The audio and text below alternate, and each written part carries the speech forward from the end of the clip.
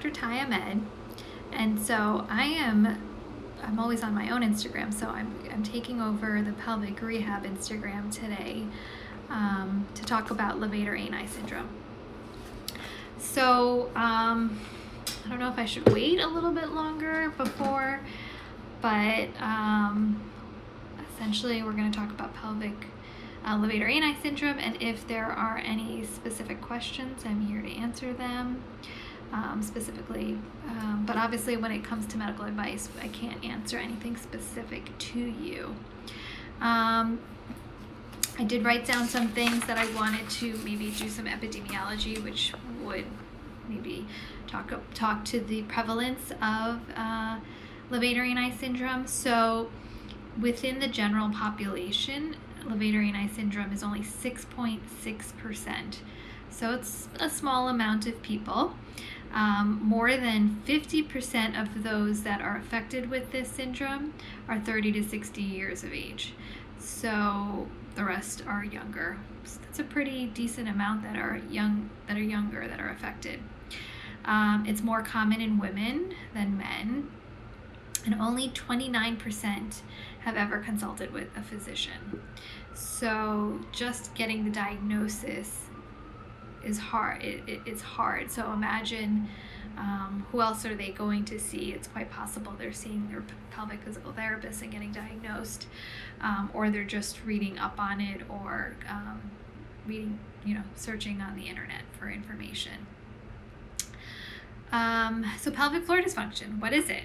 Levator Ani Syndrome. So I figured I would start off by showing you the levator ani muscles, and that the puborectalis, I don't know if you can see this, the puborectalis goes from the pubis to the rectum and actually holds like your rectum in like a sling. The pubococcygeus, so it's from the pubic to the coccyx, and then the iliac to the coccyx is the iliococcygeus. So these muscles together are called the levator ani. But the levator ani, usually when patients present with symptoms, it's focused on the rectum. So anus, or rectal symptoms, because it's where it attaches to the anus. So majority of these patients will have tenderness when they're palpated. They'll have an increase in muscle tension. There'll be more anal pressure at the anus. They're unable to relax their pelvic floor muscles. And so, the diagnosis of pelvic levator ani has to be, and kind of not necessarily an exclusion, but they can't necessarily have something else going on their rectum. So like a disease, like a colorectal actual disease, this is kind of a syndrome and not a disease. Most of these patients will classically have pain going on for more than 20 minutes. So there are long episodes of pain, and the pain is described as like a dull ache, and it's chronic. It's not something that's short term or happening over a short period of time. It's a chronic thing that's been going on for a while. Some other causes of rectal pain, there are a ton of causes of rectal pain, so it's important that we're able to diagnose it appropriately by not just assuming everyone has Levator Ani Syndrome. You have to rule out all the other possibilities like fissures, hemorrhoids, abscesses, inflammatory bowel disease, so Crohn's or colitis, prostatitis. So for Levator Ani Syndrome, it's more of a muscular condition affecting muscles. And obviously this is the females, but in the males, it's very similar as well. So they have to have high anal tone, high pressure in their anus, and it lasts about 20 minutes, and it comes and goes. And it has to be technically like a 12-week before you can say it's like a chronic condition. Usually we say about 6 months, but 6 months or not doesn't, have to terribly be precise, but many of these patients are going to get physical therapy and to help relax those muscles. What I do in my practice is we talk about the causes of where this is coming from, but Levator Ani Syndrome is more a problem with the muscles of the Levator Ani muscles. For many of these patients, we're doing conservative care. We're talking to them about sitz baths, taking baths at home, relaxing the muscles, but sometimes we use suppositories, and suppositories are put in rectally to relax the muscles. We try different combinations based on the patient, the age, their weight, just to make sure that they can tolerate it. We also recommend physical therapy for sure, because many of the patients, the manual rectal manipulation has proven to be very effective in decreasing that muscle tension. And then there's trigger point injections. So with trigger points directed to the pelvic floor muscles, patients are able to have a decrease in muscle tension, improve the blood flow into the anus and the muscles of the Levator Ani. And we will focus on different parts of the pelvic floor if there are, different areas of tenderness and not just the Levator Ani, like the obturator internus. I'm trying to think of what else. Any questions for me specifically?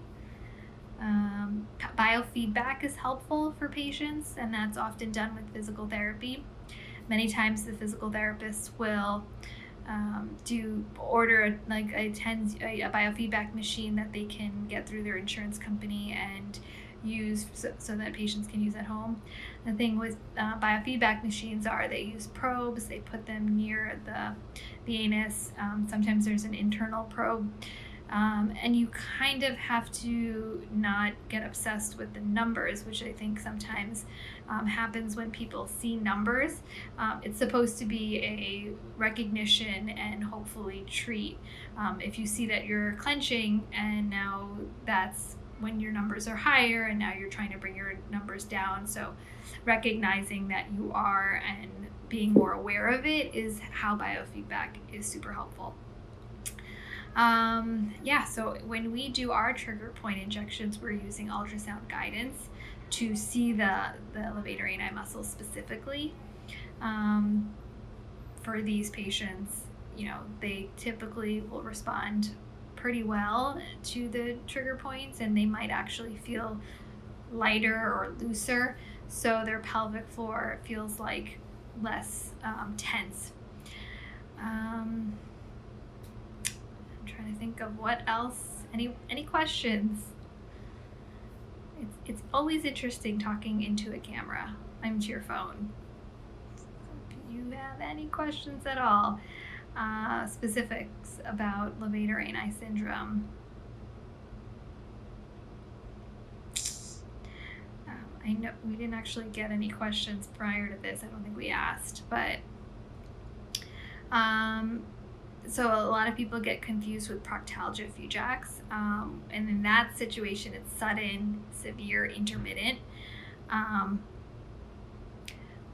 With the sudden intermittent pain, that's not chronic. So Levator Ani is more of a chronic condition, and it's more in the anus. But proctalgia will be like sharp shooting and kind of sudden. But both of them have no cause of it.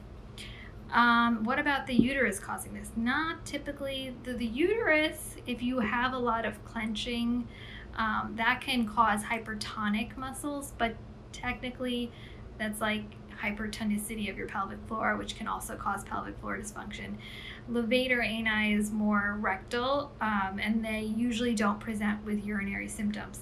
So sometimes I'll have patients who come in and they'll have just rectal symptoms. That's more Levator Ani. But then I'll have patients who have urinary frequency, pain with sex, and rectal issues, and that's kind of like the trifecta of having like hypertonicity everywhere and pelvic floor dysfunction. Pelvic floor dysfunction is a big umbrella term for just anything that gets messed up in your pelvic floor. So it could be going loosey-goosey and you're weak, pelvic floor causing incontinence, and it can be tight muscles causing burning, stabbing, pain, or, vulvar itching or burning. And so basically anything wrong with your pelvis. So in that scenario, it would be more hypertonicity related to possibly clenching due to pain in the uterus. And I think you're implying endometriosis. I'm not sure if that answered your question. Any other questions? I see a couple of you guys on here, so if you have any questions. Levator ani is kind of a quickie topic. There's not a ton. Adenomyosis. Yeah, so adenomyosis or endometriosis, pain outside of the uterus. Endometriosis is actually outside of the uterus, so it wouldn't actually be the uterus itself, but it does cause a lot of pelvic floor dysfunction. So classically, when women who have who may not necessarily know they have endometriosis, they typically have tighter pelvic floor muscles than someone who does not have endometriosis. And that's just because they've been clenching their abdomen and their pelvic floor for years with painful periods or abdominal pain outside of their period. So even though it could be during their period time, it's also outside of their period time. And even when patients are on birth control and they're not getting a period, they'll still have pain. Can it be a cause of tailbone pain? Yes. So a lot of times that tailbone. So I brought my model. A lot of times these muscles. So these are your pelvic floor muscles. So pubo, from the pubic bone to the rectum, puborectalis, iliac, all the way back here to the rectum, to the coccyx, iliococcygeus, and then puborectalis, pubococcygeus, so pubo to the coccyx, pubococcygeus. So these are the pelvic floor muscles, and you see how closely related they are to your tailbone. So if there is tightness, if you have an injury to your tailbone, that's why we're constantly asking our patients if there's any history of trauma. Did you ever fall? Did something happen when you were biking, or are you a history of an avid biker, or do you horseback ride? A lot of people put a lot of pressure, and if there is pain, it can present over here. Levator ani is more rectal, but that doesn't mean that there isn't pelvic floor dysfunction with tailbone pain. And so it's not so much like the diagnosis or the definition of the diagnosis to harp on, but the treatment is kind of similar. We're starting with pelvic physical therapy. We're recommending suppositories, nerve block, trigger point injections, and then specific patients, oral medications, depending on how long they've had the pain and how much it's affecting their central nervous system. So good question, Mathis Rich. Any other questions? I guess patients with hip issues, if you can see that the hip is right here, this is where the labrum would be, but right out here is the pelvic floor. So many patients with hip issues will also have pelvic floor dysfunction. We're going a little bit away from levator ani, but the hypertonicity. What kind of medicines? Okay, so depending on the person, if they have any history of any mood issues, we might try something that's like an SNRI that will work on their mood and their pain. If it's just specific to their pain, we might do something like a membrane stabilizer. If they are having, they can't tolerate anything, we might do something in cream form with those medications so that they can use and put it topically, or we'll do some muscle relaxants in suppositories for those patients. So we sometimes will use baclofen, or depending on the person, maybe some Valium, which is a benzodiazepine. Then, like I said, with the creams, a lot of these patients, the topical, because the important thing to understand is that these muscles are tight and they can cause nerve irritation. And when the nerves are irritated, they cause a lot of the pain, which you feel when your nerves are messed up.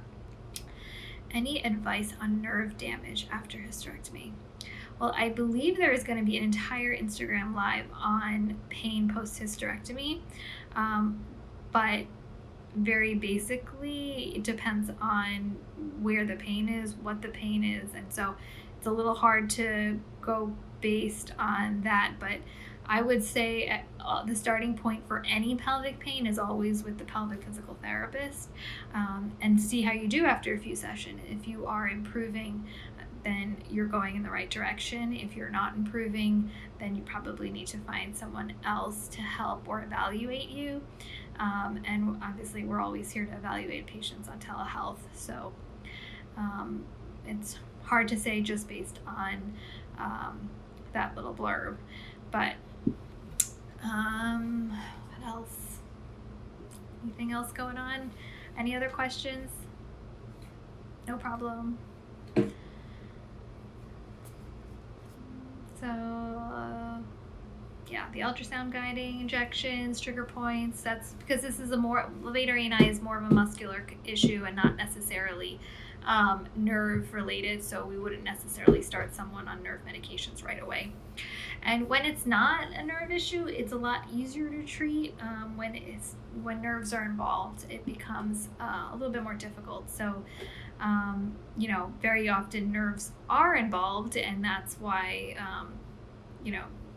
patients have a hard time, especially when it becomes a chronic issue and they've been trying to find a treatment or a resolution to their pain for months, sometimes years. And often many patients with Levator Ani Syndrome will start off with their GI doctor, and will have a colonoscopy and will,